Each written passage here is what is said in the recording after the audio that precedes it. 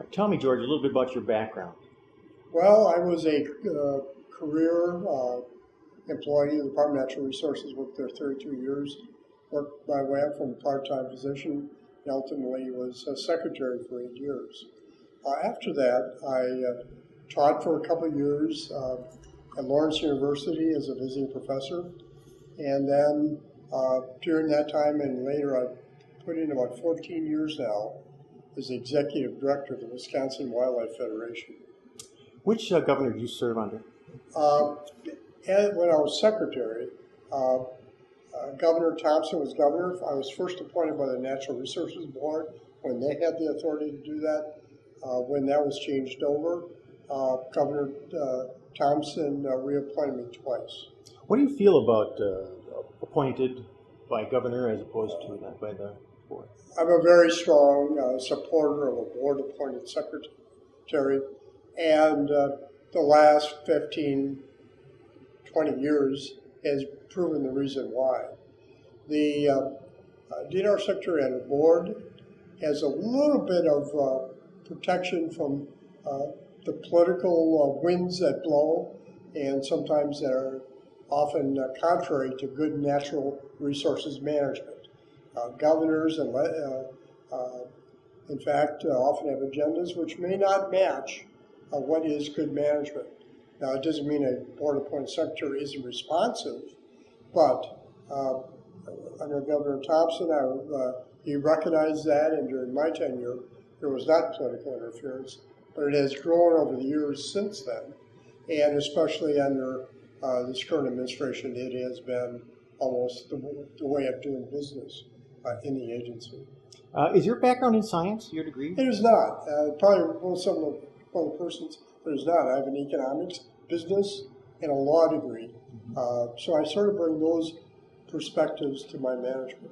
How important do you think that science is to the DNR in terms of the DNR being a resource? Is it essential, integral to the DNR? It's fundamental. It's the building block for all their decision making, whether it's dealing with the biological and chemical aspects of water, air, and waste pollution. I mean, that's what science is about: setting standards, issuing permits.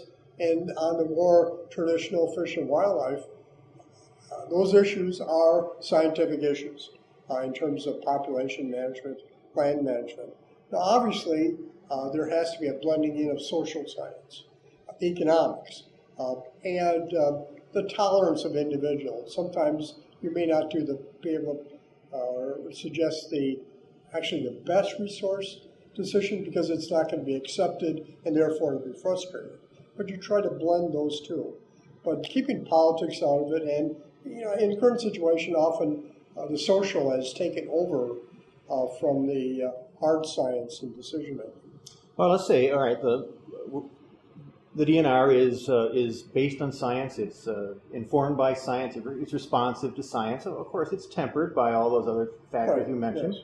By citizen input, by politics. Right. All those things enter in. But if science is important, how about this issue of climate change? How important is climate change today? As far as the DNR is concerned, should they be concerned about climate change?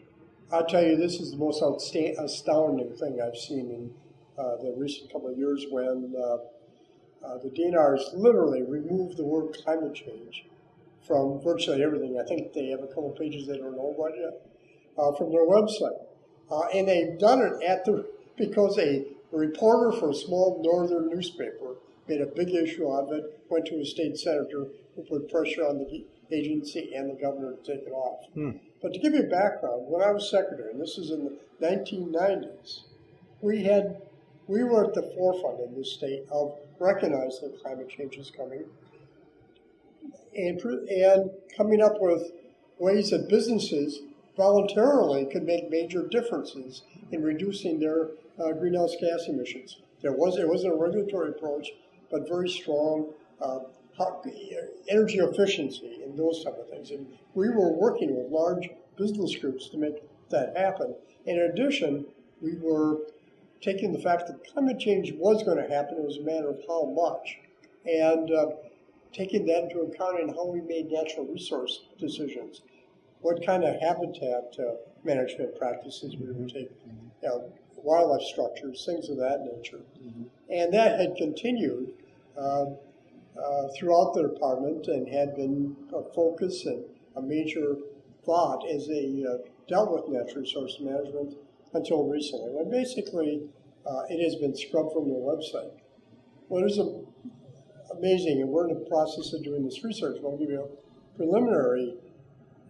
We are an island, this Wisconsin DNR, of climate change science denial of our surrounding states. The Minnesota agencies, Democratic governor. The Michigan agencies, Republican governor. Illinois, Democratic governor. Iowa, Republican governor.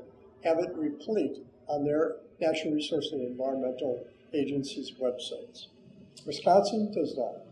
All right.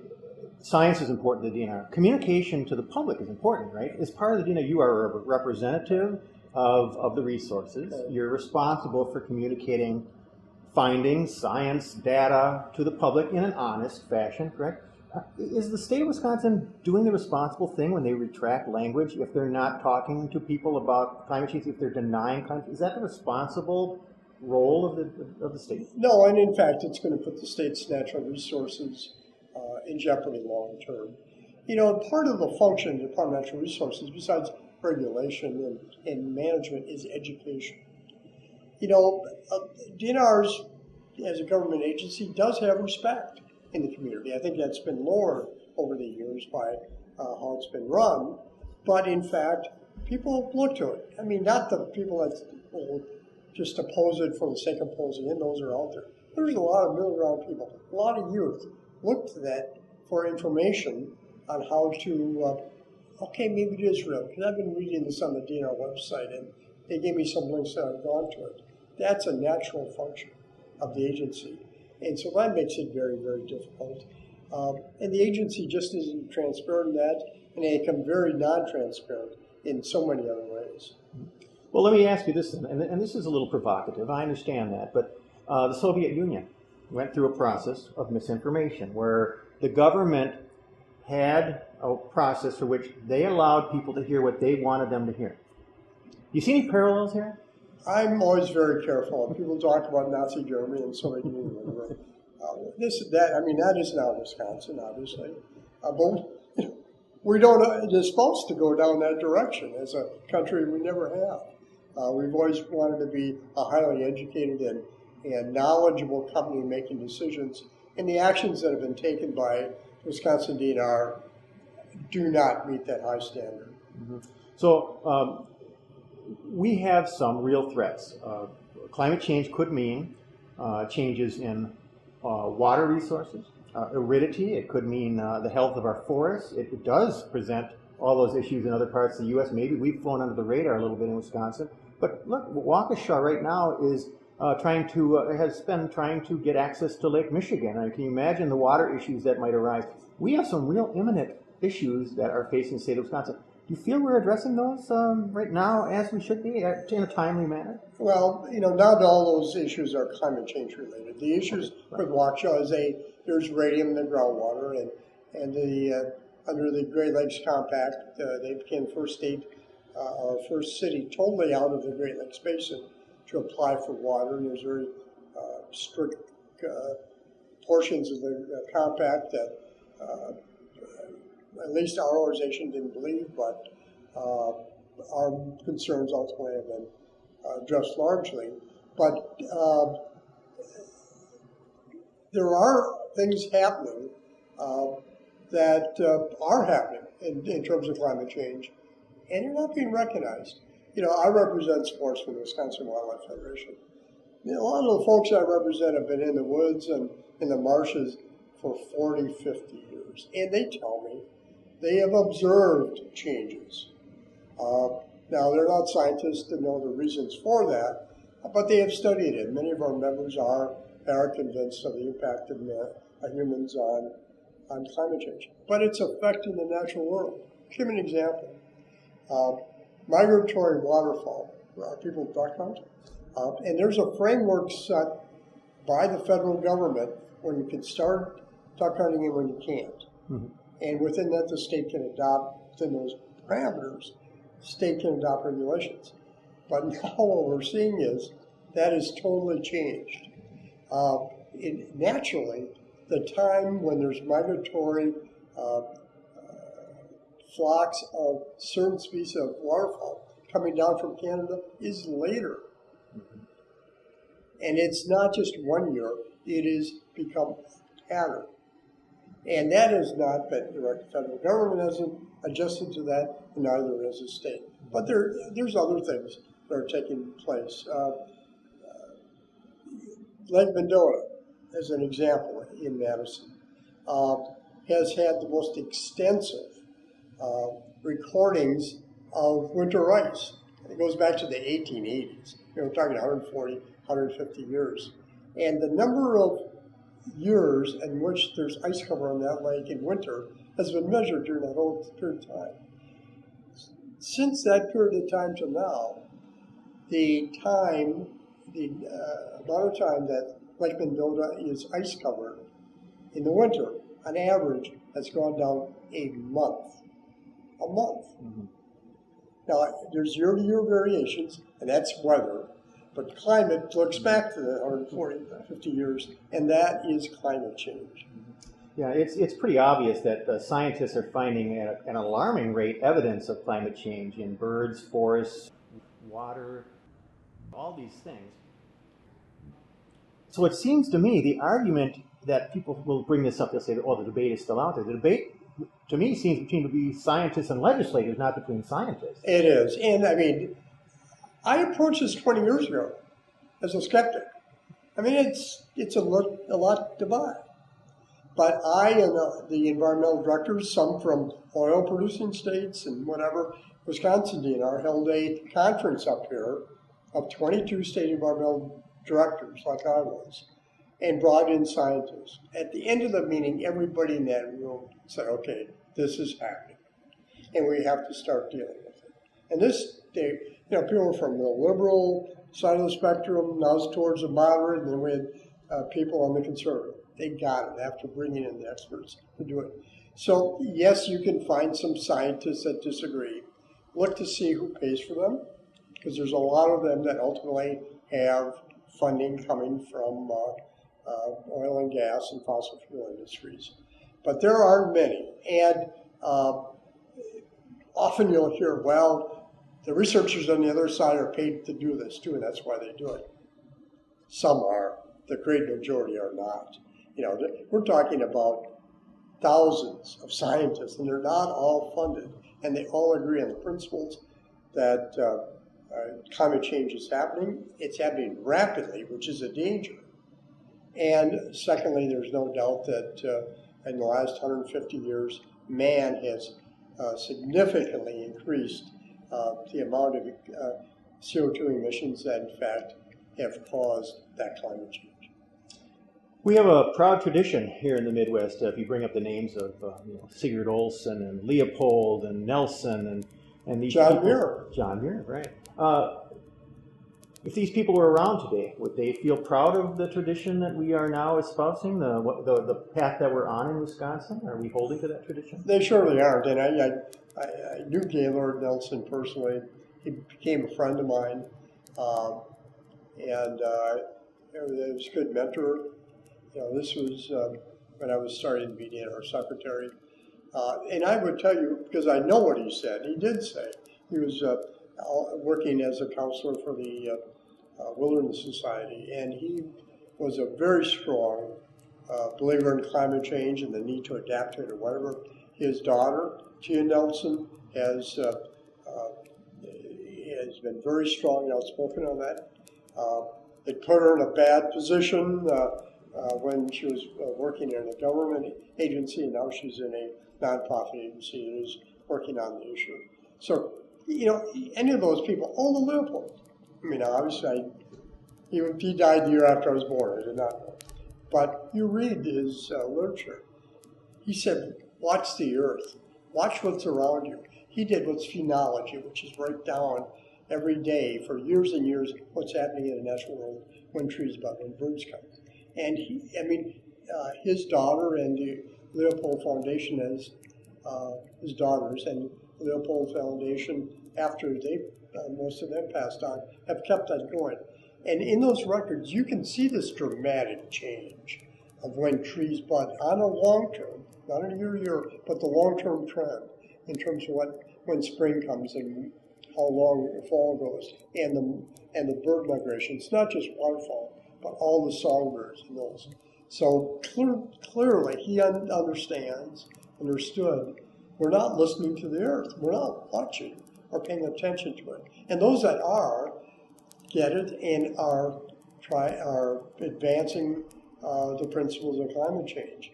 But those, for whatever political reasons or political backing reasons, finance contributions or whatever, are the ones that the scientists really have as their opponent on this. It's very few other scientists.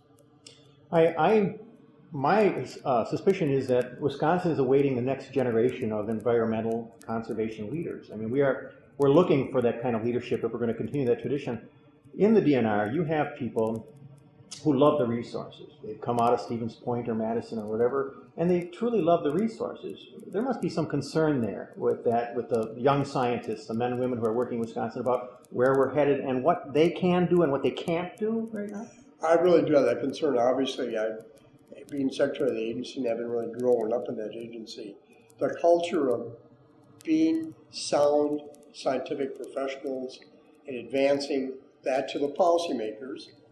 They don't make the policy, but to bring that information up and advance it and say, take this into consideration with your other considerations, making decisions. That was what that agency was. It no longer is that. And that's tragic.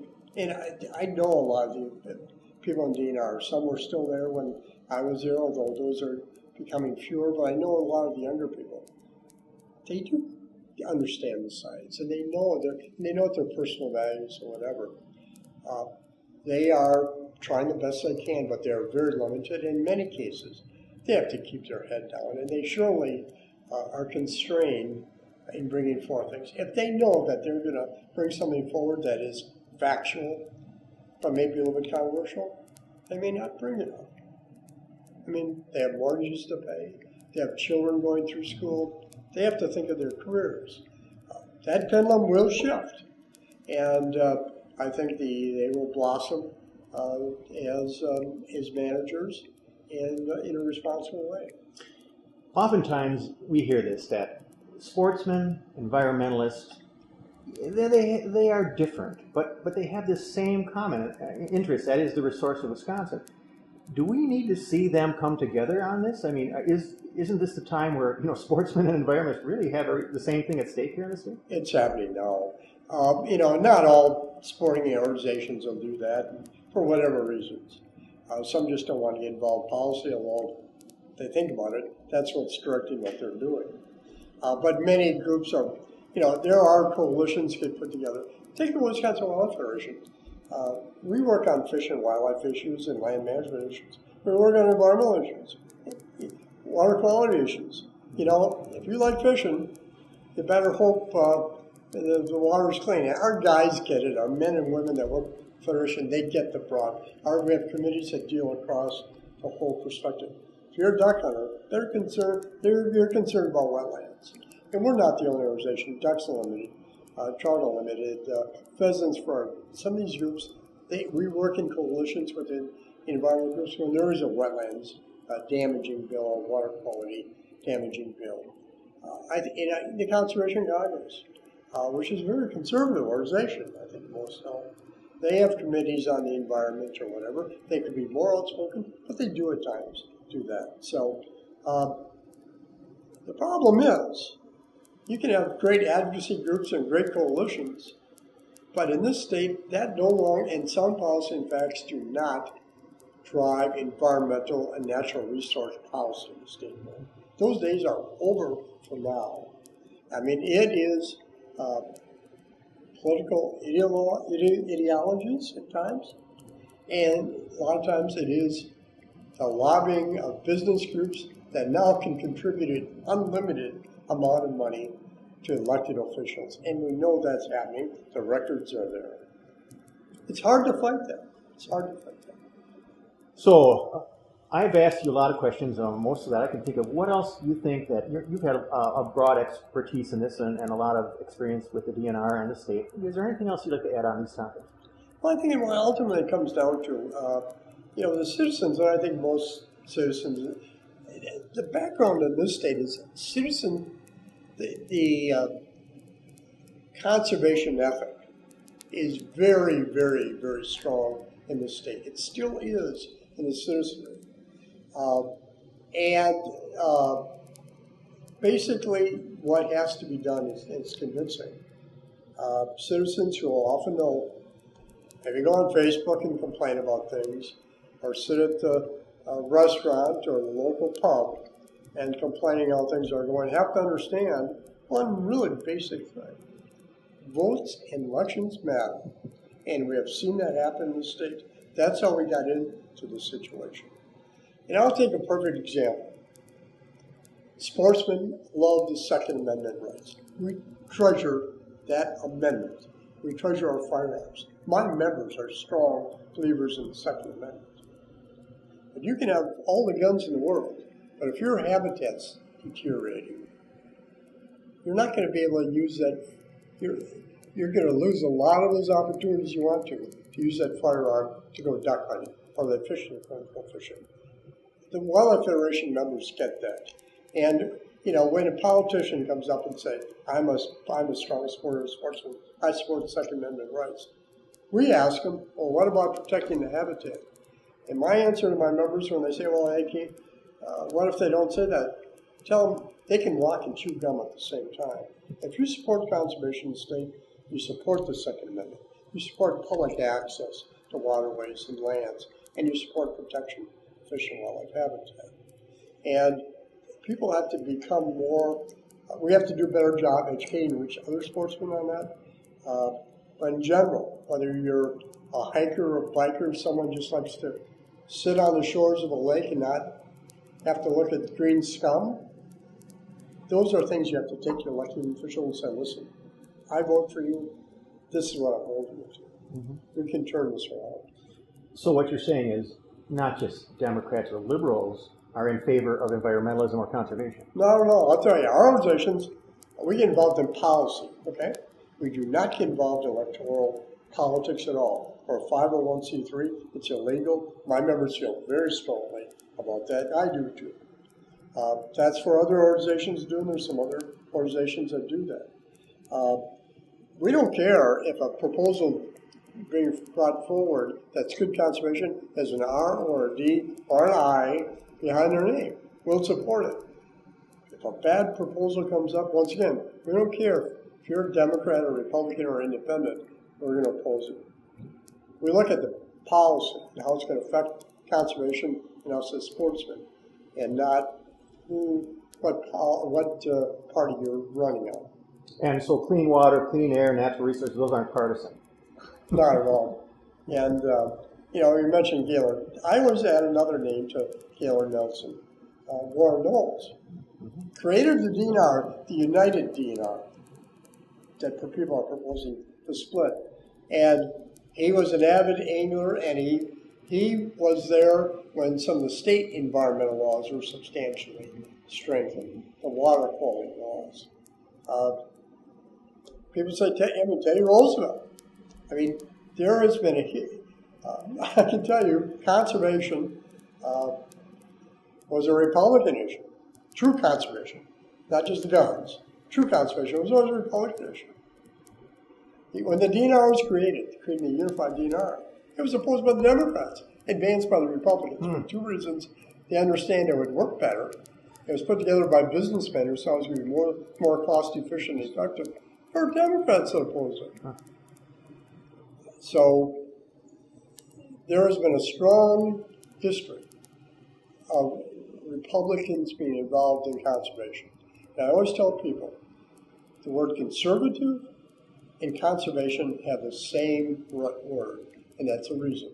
Conserving is a way of conservatively assuring that our natural resources will be there for our children and our grandchildren. Anything else you want to add? I think that pretty well covers it. Thank you, George.